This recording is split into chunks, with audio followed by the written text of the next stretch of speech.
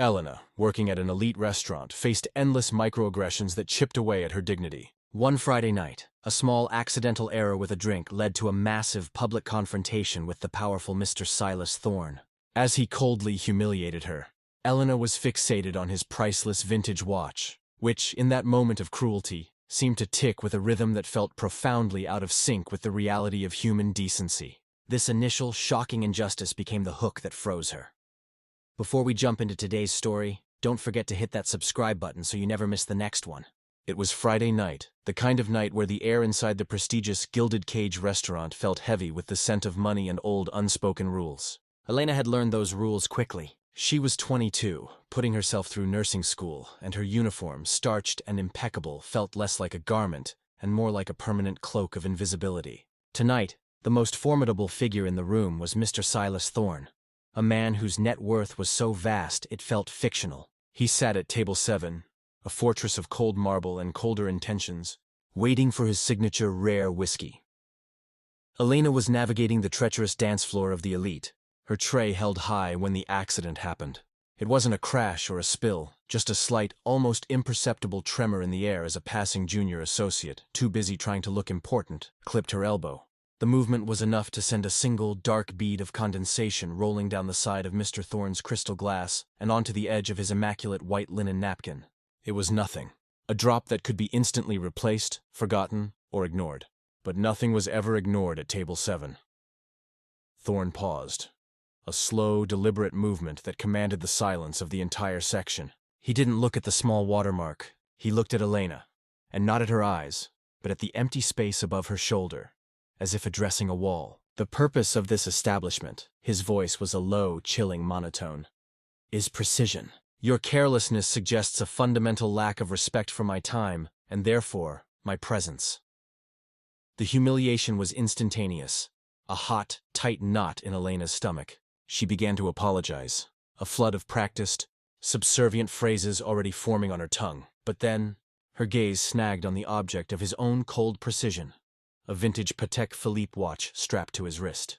It wasn't just expensive, it was a museum piece, a machine engineered for perfect, relentless movement. Yet, in the suffocating silence of his scorn, Elena saw the second-hand pause, a fractional, stuttering hesitation that was impossible. It ticked again, then paused, then jumped 2 spots. It was ticking wrong. It was a glitch in perfection, a symbolic failure in the machine of the man who demanded absolute flawless servitude. He saw her distraction, the slight tilt of her head. "Are you listening to me?" he snapped, the first trace of real annoyance in his voice. "I believe I asked for an immediate replacement, not a philosophical evaluation of my accessories." Elena snapped back to the moment, but the image of that wrong tick, a secret flaw in the billionaire's impenetrable armor, left her momentarily frozen. The first seed of resistance planted deep within her silence, the injustice of his rage over a single bead of water, while his own symbol of perfect time was faulty, was an absurdity she could not shake. Back in the clamorous, overheated kitchen, the silence of the dining room was replaced by the frantic symphony of professional chaos. Elena stood by the industrial sink, hands trembling slightly, not from the weight of the tray, but from the searing sting of Thorne's public critique. Her manager, a weary man named Hector who understood the script, just gave her a glance that said, "Swallow it, the tip is worth it." But tonight the pill was too bitter. Elena didn't cry. Tears were a luxury she couldn't afford, not with 2 shifts a day, 6 days a week, and a tuition bill that laughed in the face of her meager savings account. Her dream of nursing wasn't some fanciful ambition. It was a desperate, calculated plan to break the cycle. She needed a skill that society couldn't easily dismiss. A profession where her work, saving lives, would finally matter more than the color of her skin or the zip code she came from. She closed her eyes, and the image of Thorne's hand came back. The heavy gold, the polished leather strap, and that infinitesimally jerky second hand. It was a bizarre fixation, yet it felt like the only real thing in the manufactured perfection of the restaurant. His wealth bought him flawless surroundings, impeccable service, and the power to destroy a young woman's composure over a drop of water. But it couldn't buy a perfect time. His time, his control, was flawed. This moment, this humiliation, was just one more layer of callous she had to grow. She remembered her grandmother's words. "Mijija, the people with big titles and small hearts, they only see the uniform. Your true self is the one putting in the hours." She opened her eyes. The anger had subsided, leaving behind a hard, cold resolve. She would finish her shift. She would earn her money. She would endure.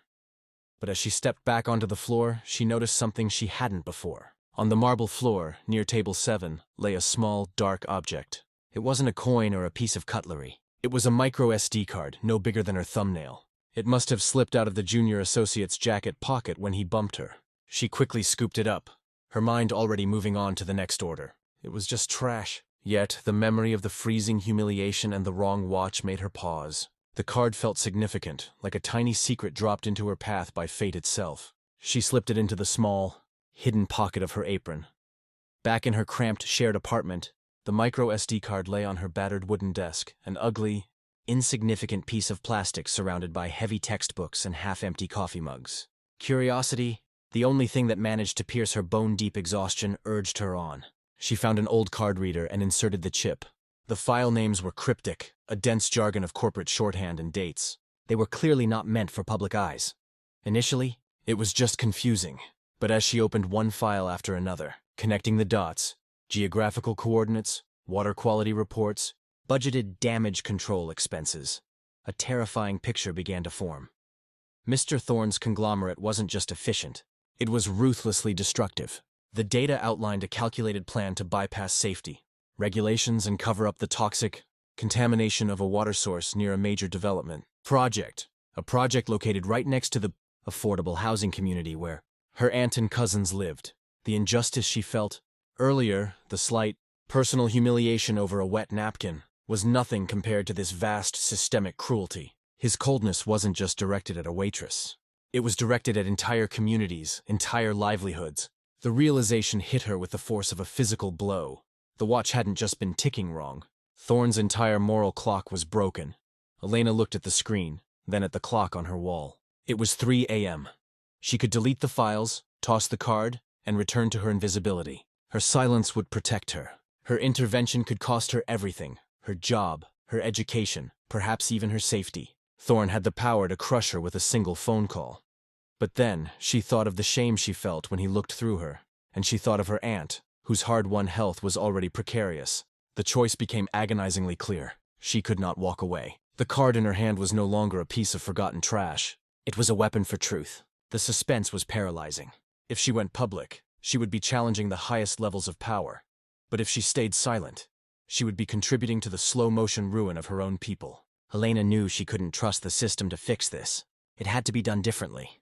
It had to be a statement about dignity, not just data. She opened her laptop and began to formulate a plan that was as reckless as it was courageous. The quiet waitress was about to interrupt the powerful man's perfect schedule one last time. The setting was Thorne's annual gala for global progress, a meticulously choreographed event designed to polish the tarnished edges of his public image.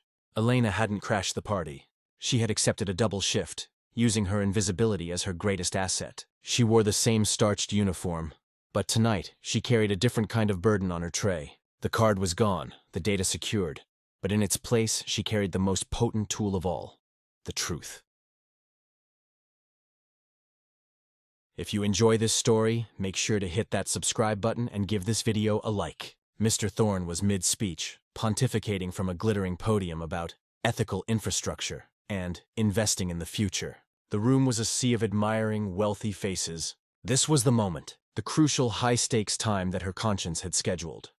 As she passed his table, she executed her simple, devastating plan. She paused beside the podium, not to serve him, but to place a small, laminated photo beside his water glass. It was a close-up image of a cracked, dry riverbed, the water stained an unnatural chemical blue, the exact location detailed in the files. Then she looked him directly in the eye, holding his gaze for a long, silent beat. It was the look of a person who finally saw the true cost of his wealth. Thorne froze mid-sentence. He was used to defiance, to lawsuits, but not to this quiet, undeniable confrontation. His eyes dropped to the photo, then darted back to Elena's face, searching for a trace of blackmail or aggression. But there was only dignity. He knew instantly that she knew. The room, sensing the rupture in the narrative, fell into a profound, suffocating silence. It was a silence that carried more weight than any shouted accusation. Elena didn't say a word. She simply offered a faint, professional nod and moved on, her starched apron suddenly feeling like a coat of armor. The climax wasn't a confession, but a break in character. Thorne stammered, his polished words collapsing into dust. He dismissed the photo as a misguided prop, but the damage was done. The air was poisoned, not by toxins, but by doubt. Over the next few days, the photo, and the carefully vetted anonymous data that followed, became the catalyst for a full investigation. Elena was, predictably, fired. Yet, 2 weeks later, an anonymous, substantial scholarship, enough to cover all her nursing school expenses and rent, arrived. There was no note, just a small, heavy envelope containing a plain, simple watch. A stainless steel timepiece with no diamond bezel, no fanfare. Just a strong, steady second hand that ticked with perfect, honest rhythm. It was a subtle, ironic nod of redemption.